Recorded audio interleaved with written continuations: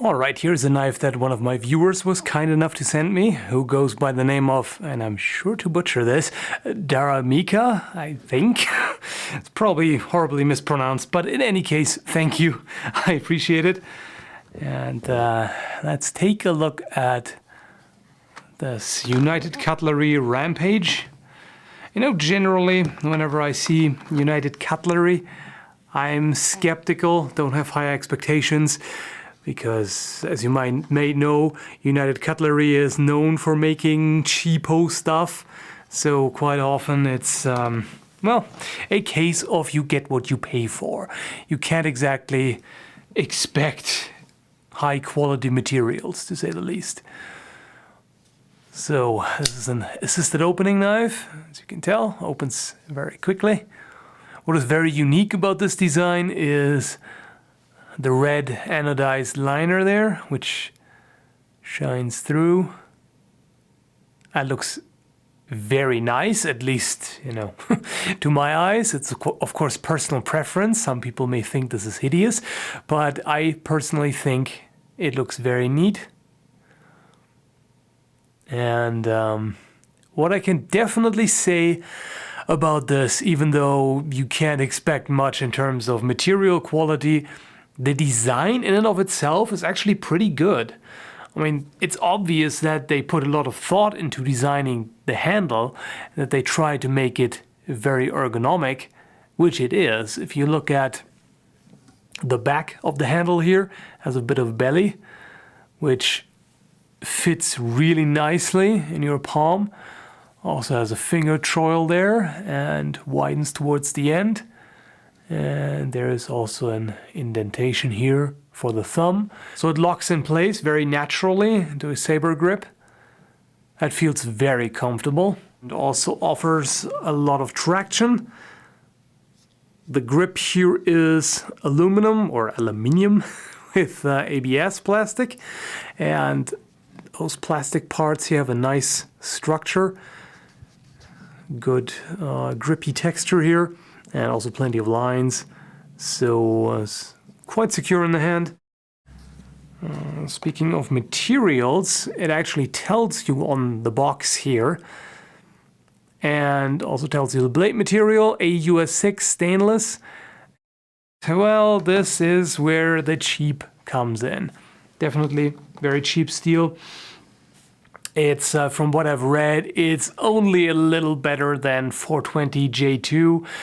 And if you ask knife collectors what is the worst blade steel, they typically say 420 J2. So if this is only a bit better than that, yeah, you can imagine. It's not exactly impressive by any stretch of the imagination. But then again, what can you expect for a cheap knife? And this is definitely cheap. On the official website of United Cutlery, the official price is stated as $22. And in my opinion, that would be a bit much for this, but you can get it for as little as $11.88 at HR Knives. And that is very cheap. So keeping that in mind, you can't exactly expect stellar performance from cheap materials like this.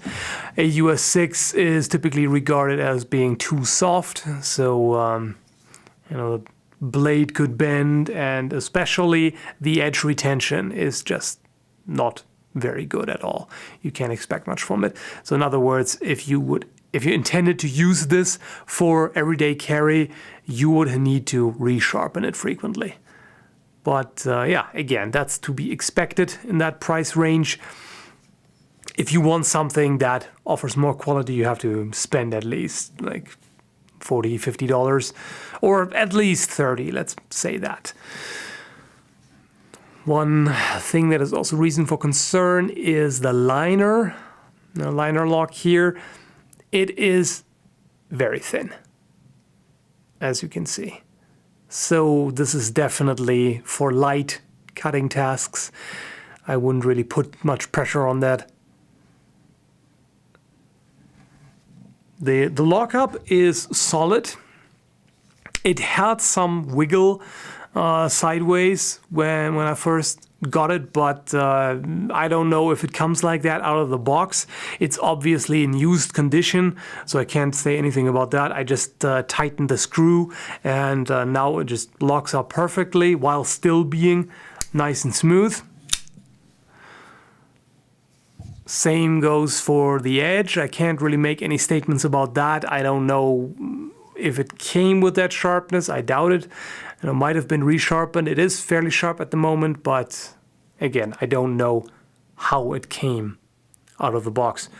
The blade shape is also pretty useful. I mean, with a shape like that, it would be a bit more difficult to resharpen, but it's quite nice to have an edge curvature in different directions, convex and concave, if you will. That is very useful, pretty versatile. And I definitely also like the way it looks. Should perform quite well, I mean, if you keep it sharp. The belt clip here seems pretty loose, but it's quite long, so should still be safe enough in the pocket. And it's not exactly low profile, as you can see. It would stick out quite a bit. You can't even attach a lanyard if you want to. And the pillar construction would make it very easy to clean if you had to. You can also see that the liner there on the inside is pretty smooth, so that would be quite easy to keep clean. So yeah, I can definitely appreciate the thought that went into designing this. Like I said, the handle is really nicely ergonomic. Fits very well in the hand. Both saber grip and reverse grip. Hammer grip, yeah, still convenient, but I mean, you don't usually use a knife in the hammer grip, so who cares? But gotta say, even though the material, of course, has its limitations, being a budget steel and everything, but it's a pretty good knife, from what I can tell. I mean, sure, thin liner, but if you're not trying to baton with this, which you wouldn't anyway with a liner lock, and definitely not with a budget knife, if you keep the limitations in mind, and if you don't have an issue with how it looks, I mean, for $12, you can't exactly complain. Seems pretty decent for that.